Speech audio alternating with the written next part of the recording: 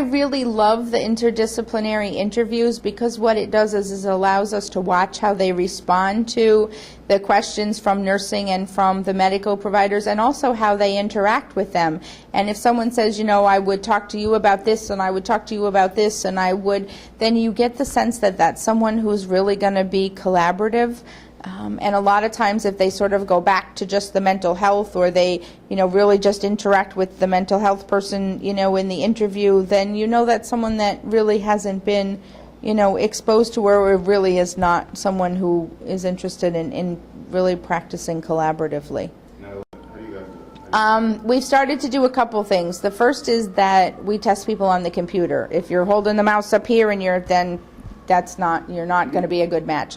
And also, we started to do more behavioral interviews. So we ask people for writing samples, but we also do a lot of what would you do if. You know, what would you do if you had a patient and they were talking to you about, you know, how they've been feeling recently and they haven't gotten out of bed in 4 days and they're not taking their medications, and then one of the doctors called you and knocked on the door and said, listen, I have someone here and, you know, they're in an abusive situation and I really feel like they need to talk to you. You know, how would you respond? How would you, you know, juggle that situation? So sometimes it isn't a good match. What we have found is that if people are trained in the setting, they are much more likely to stay in the setting and to really appreciate it. Verna Little has gone to every social work school or program, and we take a lot of students. So we provide a lot of teaching opportunities for the students while they also provide service to our patients. In family practice training, there has to be, for a program to be accredited, there has to be mental health professionals part of the routine training. So the resident in a family practice center is being supervised, precepted, you know, by a family physician, but there also needs to be a mental health provider in the precepting room to be able to put that perspective in there. I think some of the frustration was when people would leave training and go into practice, they were taught to look at patients in this holistic way, and then they were sort of stuck without the resources that they were trained to expect.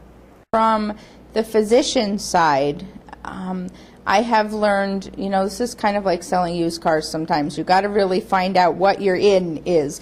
You know, what are they really looking for? What's going to make life a little bit easier for them? You know, sort of what's your carrot that's going to seal the deal?